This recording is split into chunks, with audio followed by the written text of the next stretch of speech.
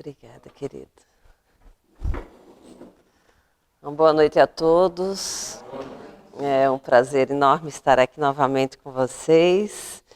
Para a noite de hoje, eu trouxe Mateus capítulo 6, versículo 24, onde ele coloca que Jesus trouxe um alerta em determinado momento, informando-nos que nós não conseguiríamos, não poderíamos servir a Deus e a Mamon. Todos conhecem essa frase, é uma colocação, uma expressão do Cristo bem conhecida. Mas a gente vai fazer a análise dessa expressão de Jesus baseada em duas obras. No Evangelho segundo o Espiritismo, capítulo 16, especificamente as instruções dos Espíritos, nos itens 14 e 15. Leiam quando chegar em casa. É magnífico o capítulo. O item 14, então, é uma aula do assunto que a gente vai tratar, né?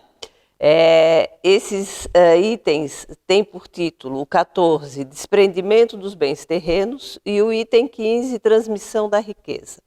O primeiro, desprendimento dos bens terrenos, é uma página ditada pelo espírito Constantina em 1863. É um artigo sensacional. Para quem tem dúvida de como é que a gente deve lidar com as questões do mundo e com as questões de Deus, da espiritualidade, da nossa essência, a página é extremamente pedagógica. E a segunda, que é a transmissão da riqueza, é ditada pelo Espírito São Luís, em 1860. É um artigo pequenininho, mas um resumo extremamente sustentado sobre a conduta que nós temos que ter quando nós tratamos da questão da transmissão dos bens terrenos aos nossos parentes, filhos, enfim, como que nós tratamos disso. É de uma lucidez sensacional. Então, vamos lá. Equivocadamente, muitas pessoas acham que nessa expressão de Jesus, Mamon é uma entidade, é um ser, e não é. Mamon é uma palavra em hebraico que significa bens terrenos ou bens materiais. Então, quando ele coloca que não podemos servir a dois senhores, a Deus e a Mamon, na realidade ele não está fazendo uma colocação nos informando a impossibilidade de servirmos a dois seres. Exclusivamente um é ser, que é Deus, né? O outro é uma expressão hebraica. Então, quando está se tratando dessa temática aqui, a gente está tratando especificamente da nossa relação com o mundo material, com Deus, com as suas leis, com a vida espiritual. Quando a gente... eu não vou tratar do artigo na íntegra, porque ele é grande, mas a gente vai fazer um resumo baseado também numa segunda obra, que é do nosso querido Emmanuel, e está lá na revista O Consolador, de 2009, de janeiro de 2009, e tem como título Ao Redor do Dinheiro, que a página é sobre essa expressão do Cristo também. Então a gente vai estar tratando de um resumo desse material todo para poder encaixar no nosso tempo de exposição, né? Quando a gente trata dessa temática, nós, de maneira assim mais didática, a gente poderia colocar que quando nós estamos aqui encarnados, nós trabalhamos com dois grupos de elementos. Elementos que são neutros e o elemento ativo da vida física.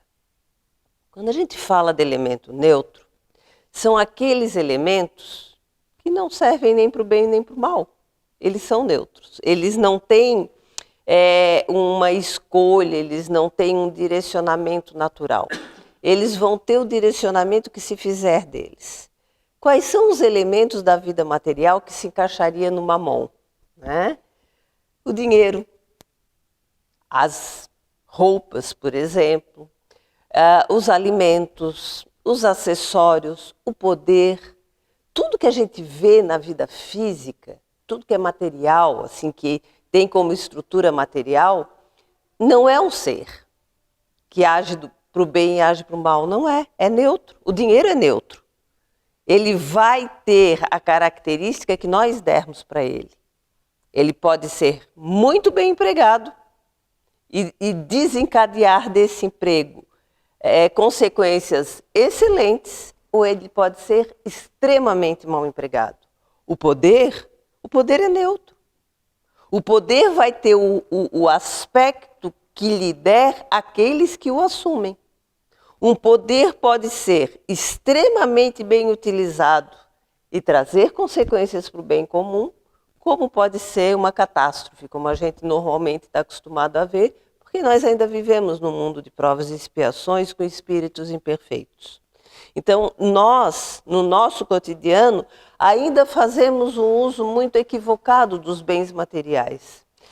Tem um outro elemento que ele é neutro, apesar de não parecer, mas a gente vai ver no final que ele é neutro. O nosso corpo físico é um elemento neutro. É lógico, nós estamos aqui neste momento encarnados. É lógico que o nosso corpo físico tem aspectos do funcionamento dele que são automáticos, né? O que quer dizer isso? O nosso coração não bate porque a gente manda ele bater. Ele bate, porque tem uma característica no nosso sistema nervoso central que faz ele funcionar independente de eu querer ou não. Eu respiro, independente de eu querer ou não. Eu posso trancar um tempo, mas eu não consigo trancar muito. Minhas glândulas funcionam independente de eu mandar elas funcionar ou não. Então, quando eu estou encarnado, o meu corpo físico ele tem um automatismo de funcionamento. Mas isso não o transforma num ser ativo. E qual é a prova disso? É que quando eu vou embora, acabou a autonomia dele. Quando eu o deixo com a morte física, ele para. E ele para, e é uma evidência de que ele é mais um elemento neutro. Ele só age enquanto eu estou no seu controle. E assim como o resto das questões materiais, o meu corpo físico também vai executar as ações que eu, como espírito, determinar. A mesma mão que afaga pode ser a mão que mata. O mesmo braço que acolhe pode ser o braço que afunda. Eu posso correr em direção a alguém com a intenção de levar um afago, um abraço, ou eu posso correr porque eu quero pegar para bater. Então, na realidade, o meu corpo faz o que eu, enquanto espírito, determino. Por isso, ele é considerado um componente neutro. E quem que é o componente ativo dessa história? Exclusivamente um. Eu, espírito. Quando eu digo que eu, espírito, vocês, espíritos, somos o único elemento ativo desse contexto da vida física, é porque está no espírito todos os atributos que o levam a ter a característica de um ser, hoje, no nível evolutivo que nós estamos, já de um ser com potencial para decisões, com potencial para ações, com potencial para análise do que vai fazer. É lógico.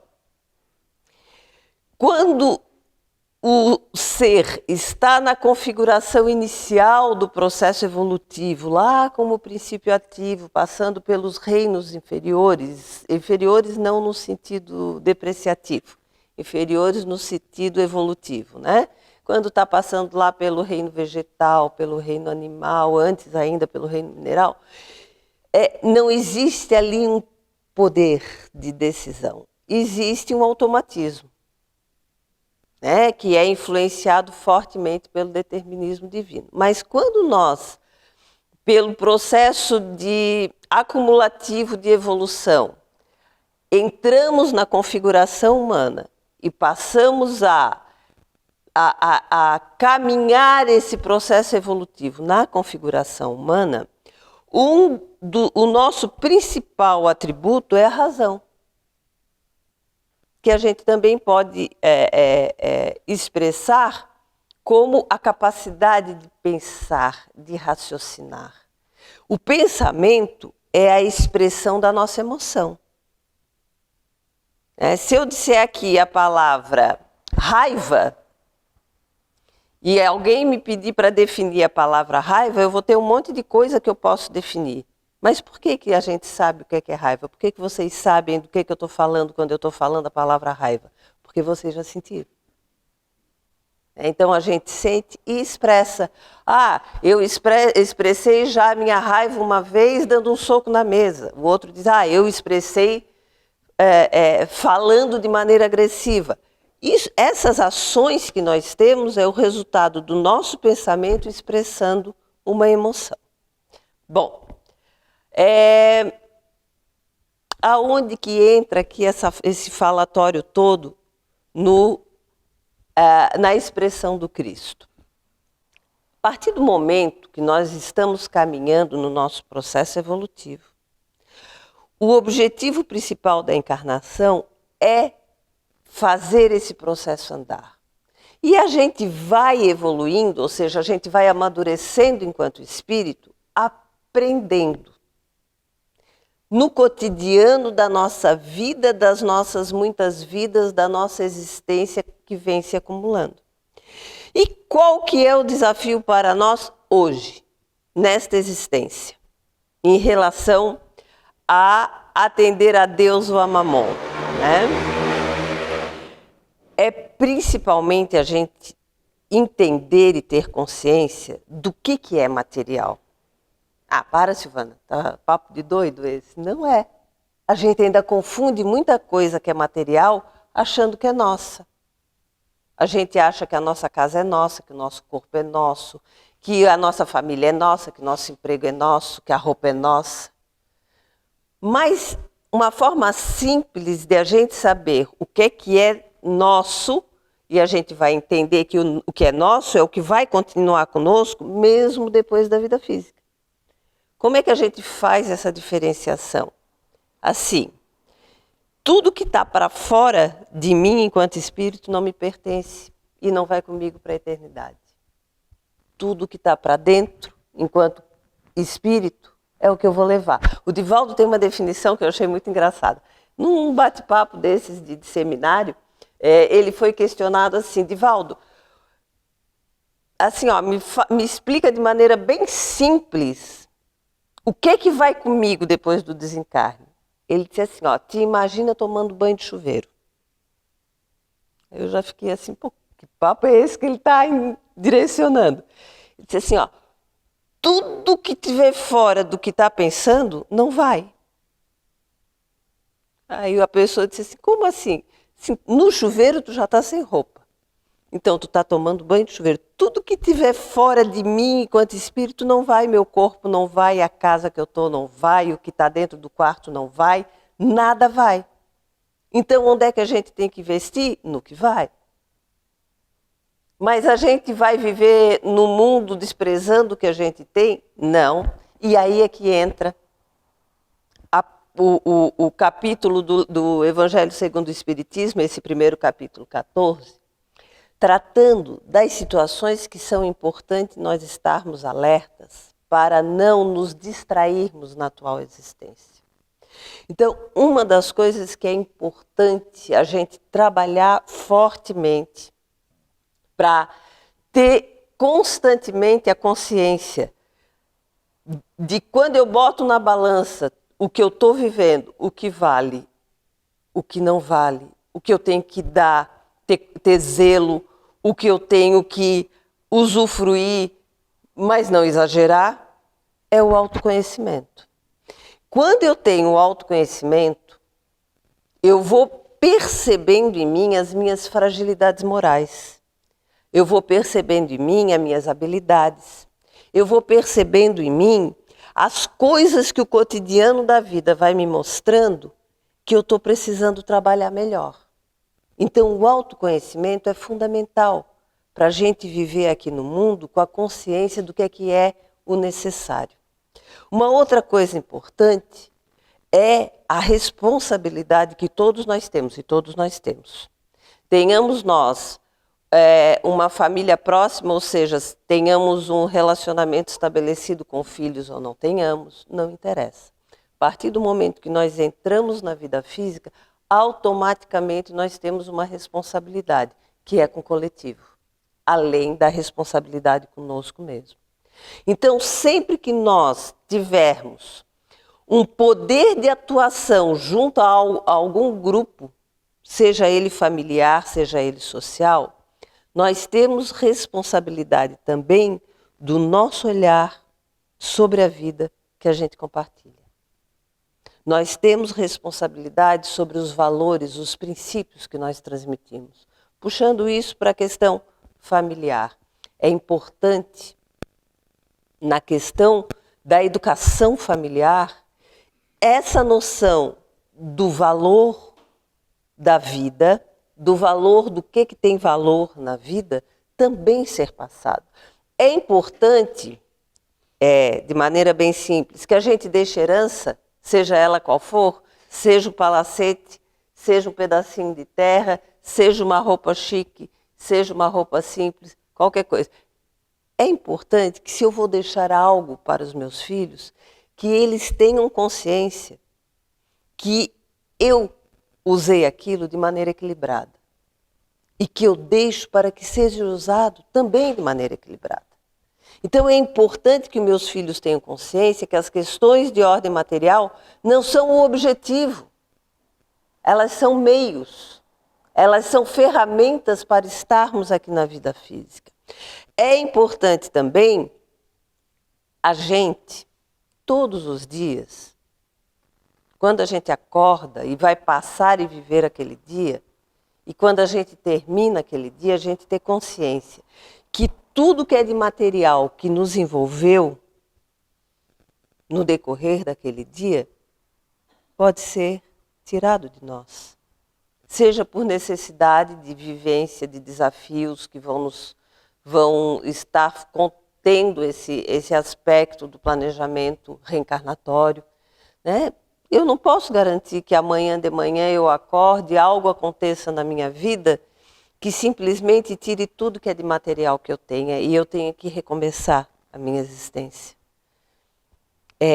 Inclusive minha saúde. Eu posso hoje dormir com todos bem na minha família e amanhã, ao despertar, perceber que um dos meus entes queridos entrou num processo de desafio reencarnatório. E por que é importante a gente ter essa consciência? Porque tudo aquilo que nós recebemos ao chegar nessa existência é empréstimo. Do corpo físico à família, da questão social à financeira, das oportunidades aos desafios. É tudo emprestado. São as roupas da mala que eu preciso para fazer essa viagem. Quando essa viagem acabar, a mala vai voltar para o destino dela. Ela vai ficar, o que pode ficar e ser distribuído vai ficar. O meu corpo, que não vai ser distribuído, nem vai ser ofertado para alguém, vai ter a sua destinação própria. E por que é importante a gente ter essa consciência? Porque a gente, tendo essa consciência, muitos conflitos a gente evitaria. Com a gente mesmo, em primeiro lugar, com os outros. Os conflitos da ganância, do mau uso do poder, do mau uso do dinheiro, do mau uso das coisas materiais que a gente tem na nossa existência. E por que isso é importante? Porque a gente tem que ter consciência, quando nós estamos nessa vida física, dos princípios fundamentais da vida. Quais são os princípios fundamentais?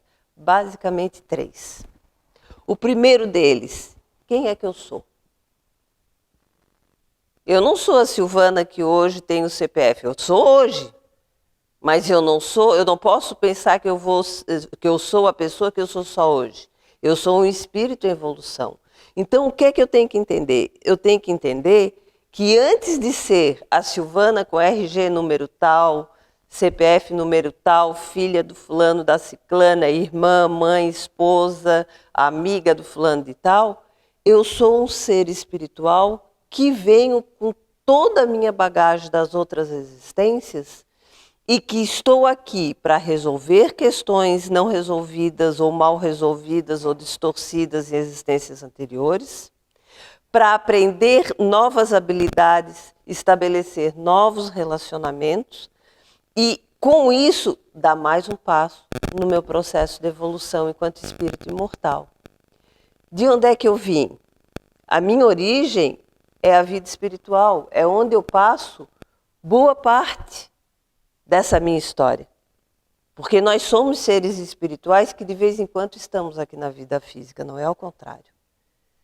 Se eu passo aqui na vida física 60, 80, 90 anos, às vezes outros, às vezes passam horas, passam semanas, passam meses, passam poucas décadas.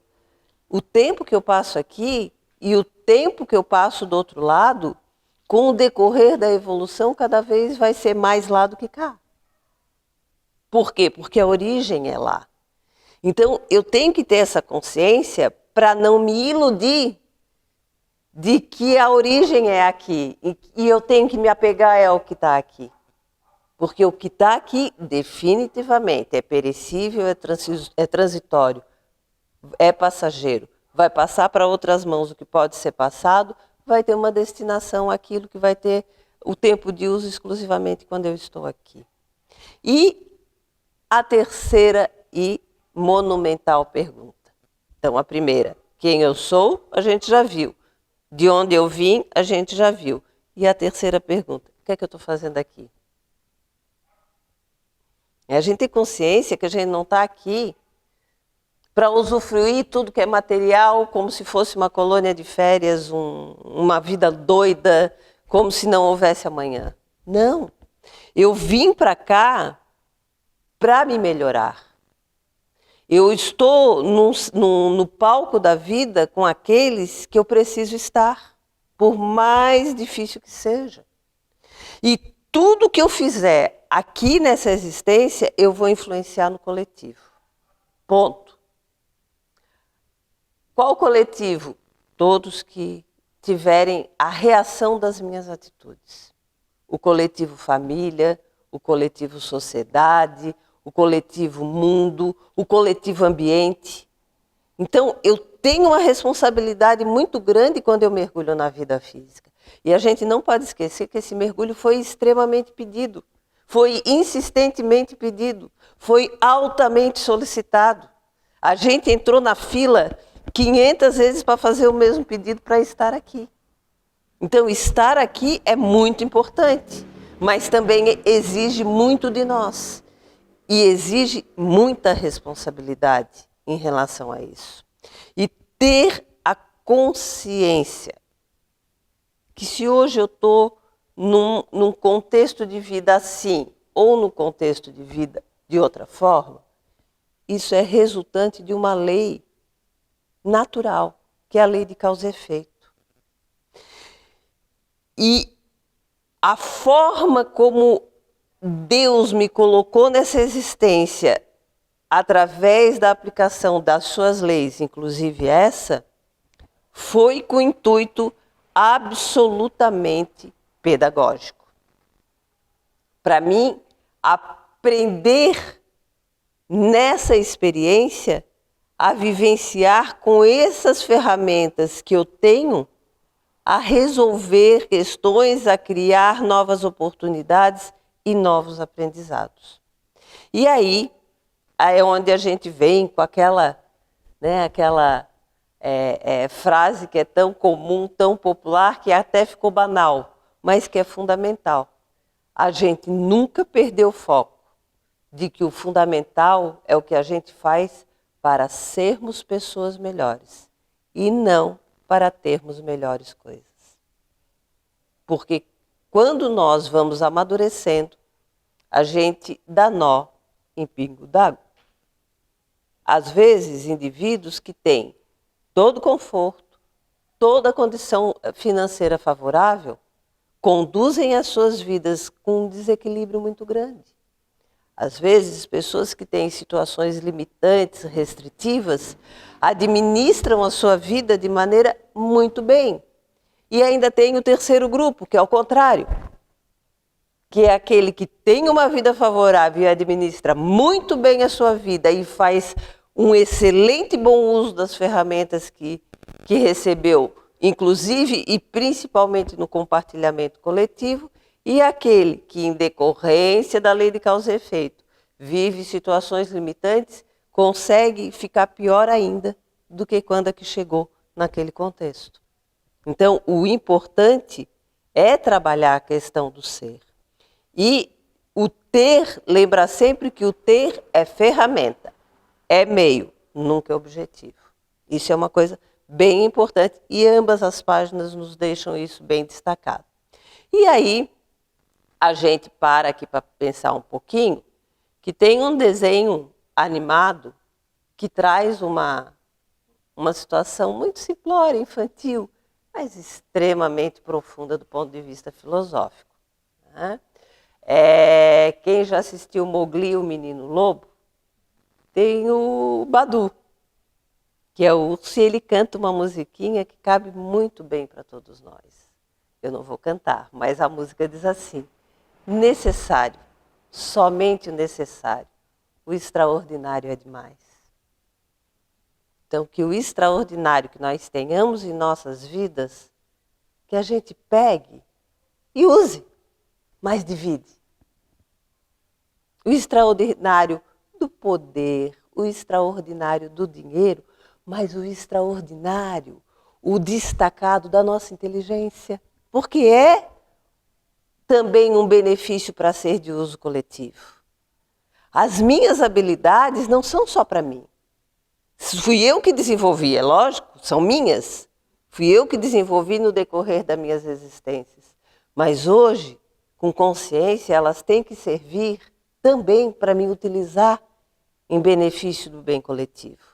E quem dá essa dica de maneira excelente é o nosso querido Emmanuel, na página que finaliza a nossa colocação, que está no Consolador do dia 4 de janeiro de 2009. E tem como título Ao Redor do Dinheiro. Eu vou ler na íntegra, porque a gente vai finalizar a exposição com essa leitura, e ela é sensacional. Eu acho que não vale a pena traduzi-la, é melhor transcrevê-la, né? Ele diz assim, ó: efetivamente, perante a visão da esfera espiritual, o homem afortunado na Terra surge sempre à feição de alguém com enorme risco e ameaça. Afortunado de qualquer coisa, tá? Não olhemos aqui só o afortunado do dinheiro, o afortunado da inteligência, o afortunado da capacidade de gerenciar situações, isso tudo é fortuna, né? Aí ele coloca assim: operários da evolução, a quem se confiou a mordomia do ouro, aqueles que detêm a finança no comum, afigurando-se como companheiros constantemente afrontados pelas perspectivas de desastre iminente, assim como o responsável pela condução da energia elétrica em contato com agentes de alta tensão, ou ainda como os especialistas de laboratório, quando impelidos a manusear certa classe de vírus ou de venenos com vista à preservação e ao benefício do povo. Ele está dizendo que o risco que se tem quando se reencarna com ferramentas fortes na questão material é um risco tanto quanto mexer com a eletricidade ou mexer com agentes biológicos nocivos, né?